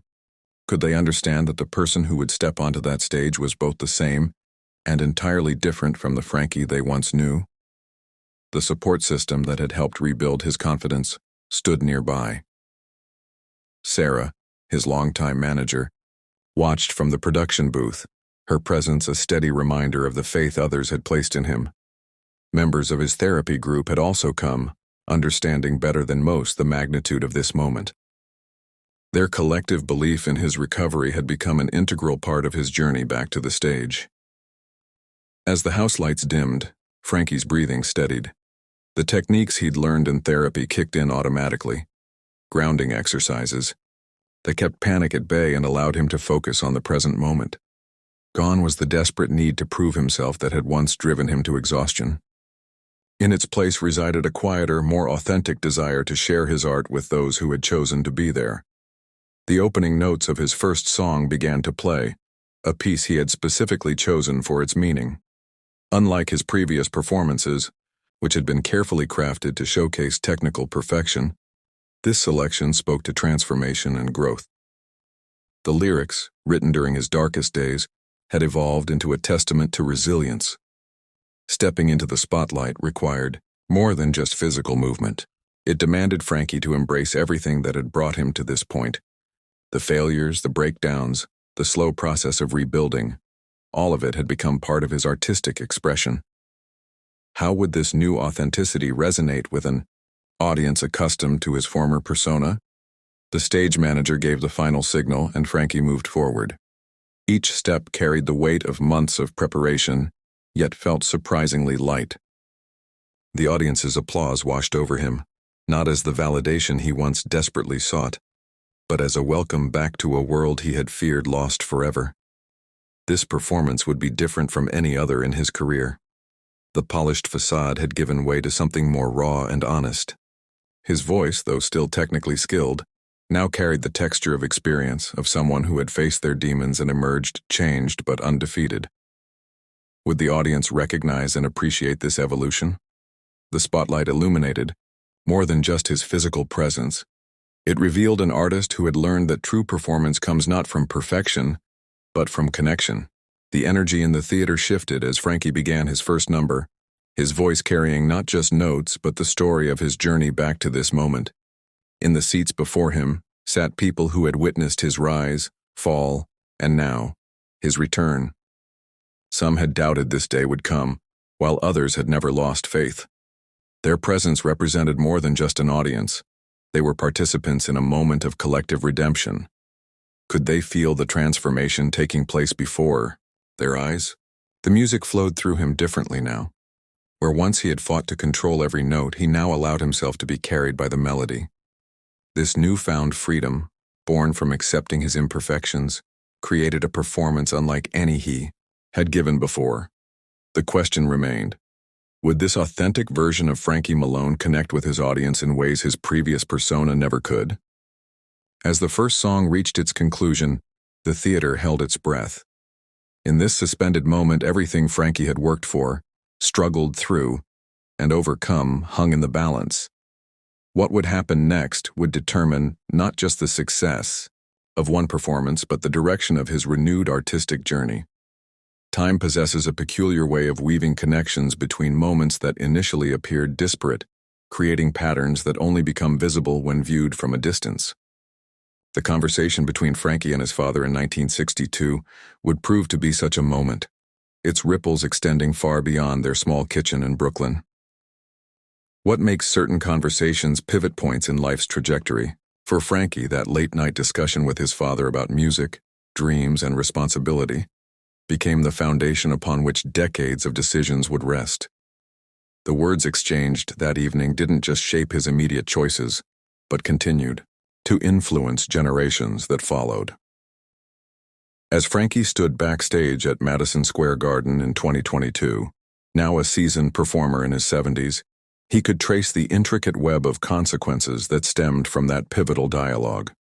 His father's wisdom about balancing passion with practicality had guided him through countless crossroads.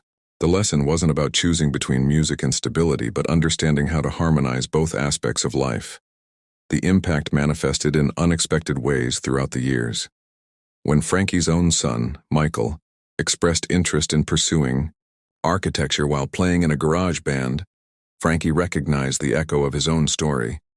Instead of pushing his son toward one path or the other, he shared the same wisdom his father had imparted: the importance of nurturing both practical skills and creative passions. This philosophy spread beyond family bounds. Through his music, school in Brooklyn, Frankie implemented programs that helped young musicians develop business acumen alongside their artistic abilities. How many aspiring artists had found their balance because of these initiatives? The number of successful musicians who credited Frankie's mentorship approached triple digits. The conversation's influence extended into the very fabric of the music industry. Frankie's approach to artist management, born from his personal experience, emphasized sustainable career building over overnight success. His record label became known for developing artists who maintained longevity in the business, artists who understood both the creative and commercial aspects of their craft. In the education sector, Frankie's story became a case study in several music business programs. Universities invited him to speak about the importance of versatility in artistic careers. His father's practical wisdom, combined with his own experiences, helped shape curriculum changes that better prepared students for the realities of the music industry. The ripple effect touched community development as well. The music school's presence in Brooklyn sparked a cultural renaissance in the neighborhood. Other businesses followed: cafes, bookstores, art galleries, transforming the area into a thriving artistic hub while maintaining its working-class roots. Wasn't this the very essence of what his father had tried to teach him about balance? Technology brought new dimensions to the conversation's legacy. Through online platforms, Frankie's educational programs reached aspiring musicians worldwide. The principles of balancing artistry with business sense found new relevance in the digital age, where musicians increasingly needed to be entrepreneurs as well as creators. The impact on family dynamics proved equally profound. Frankie's relationship with his father evolved from that of mentor and student to equal partners in wisdom. As his father aged, their conversations deepened, exploring how their shared experience had shaped not just their lives, but the lives of others. What started as guidance about career choices became a philosophical framework for approaching life's challenges. Looking at his grandchildren now, Frankie observed how the lessons continued to evolve. They grew up understanding that passion and practicality weren't opposing forces but complementary elements of a fulfilled life. Their generation faced different challenges, yet the fundamental wisdom remained relevant: how to honor both dreams and responsibilities. The conversation's influence on Frankie's artistic output created another layer of impact. His songs, especially those written in later years, often explored themes of legacy, wisdom, and the delicate balance between different life aspects. These compositions resonated with audiences across generations, suggesting that others recognized their own stories in his experience. As he prepared to take the stage one more time, Frankie reflected on how a single conversation could contain seeds that would grow into forests of change. The wisdom shared in that Brooklyn kitchen had multiplied, transformed, and adapted, touching lives in ways his father could never have imagined. What other conversations were happening at this very moment that would echo through decades to come? The story of that pivotal dialogue continued to unfold, its influence extending into future generations through the countless lives it had touched. In this way, wisdom passed down through families and communities proved itself timeless, adapting to new contexts while maintaining its essential truth. The conversation between father and son had come full circle, its impact reverberating through time like notes in an endless song. The concept of second chances often emerges when all hope seems lost, when the weight of past decisions threatens to crush the human spirit. For James Chen and Marcus Thompson, their intertwined story demonstrated how life's most profound moments of redemption could arise from its darkest chapters. In the quiet aftermath of their reconciliation, James found himself examining the photographs that had once tormented him with memories of failure. The images now told a different story, one of resilience and the possibility of change. What makes a moment of forgiveness possible after decades of harbored resentment? Perhaps it's the recognition that time itself becomes a teacher, slowly, revealing the futility of carrying ancient wounds. Marcus's return to his legal practice carried a transformed energy that his colleagues immediately noticed. His approach to cases shifted from mere technical expertise to a deeper understanding of human fallibility. The young lawyers under his mentorship benefited from his newfound wisdom, as he shared not just legal strategies, but insights into the complex nature of justice and redemption. How many lives could be touched by one person's journey from bitterness to enlightenment? The ripple effects of their reconciliation extended beyond their immediate circle. James's daughter Sarah, witnessing her father's transformation, began to understand the power of letting go. The generational impact of healing old wounds became evident as she approached her own relationships with renewed perspective. The question of inheritance took on new meaning. What legacy of forgiveness could be passed down? In the months that followed, James dedicated himself to mentoring young photographers, sharing not just technical expertise but the wisdom gained from his journey. His students learned that every image tells two stories, the one captured by the lens and the one living in the heart of the photographer. The gallery that had once showcased his greatest professional triumph now hosted workshops where he taught others to see beyond the surface of their subjects. Marcus found himself increasingly drawn to pro bono work, particularly cases involving young offenders. His experience with James had awakened a deep understanding of how a single moment of judgment could alter multiple lives. The courtroom, once a battlefield where he sought victories, transformed into a space for potential transformation. What possibilities emerge when justice is tempered with compassion? The two men maintained a careful friendship, meeting occasionally for coffee in the same diner where their paths had first crossed decades ago. Their conversations, once laden with unspoken accusations, now flowed with the ease of those who had traversed the difficult terrain of forgiveness. They discovered that second chances weren't just about correcting past wrongs, but about creating new possibilities. James's photography underwent a subtle evolution. His lens captured not just moments, but the potential for change within them. A series of portraits he created featured people at crossroads in their lives, each image suggesting both what was and what could be. The exhibition, titled Second Light, drew critical acclaim not just for its technical excellence but for its profound understanding of human nature. Marcus's approach to law began influencing his peers. His arguments in court increasingly incorporated elements of restorative justice, challenging the traditional paradigms of punishment and retribution. Other attorneys observed how his cases often resulted in solutions that benefited all parties involved, leading to a gradual shift in the local, legal community's approach to conflict resolution. The impact of their story reached beyond their immediate environment. Local community organizations invited both men to speak about conflict resolution and the power of forgiveness. Their individual experiences merged into a powerful testimony about the possibility of change, inspiring others to examine their own unresolved conflicts. How many others carried similar burdens waiting for the courage to initiate healing? Their journey revealed that second chances require more than just the willingness to forgive. They demand the courage to be vulnerable again. Both men discovered that their greatest strength lay not in maintaining their defensive positions, but in the willingness to risk new hurt in pursuit of healing. The wisdom they gained suggested that perhaps every ending contains within it the seeds of a new beginning. As their story demonstrated, the power of second chances lies not just in the moment of forgiveness, but in the new possibilities that emerge afterward. Their experience proved that it's never too late to rewrite the narrative of one's life, to transform old wounds into sources of wisdom, and to discover that sometimes the most meaningful victories come not from winning battles, but from laying down arms altogether. Up next, we have two more incredible stories that are waiting for you. Just click the image you want to watch and it will take you there. If you enjoyed this video, make sure to subscribe. It would mean a lot.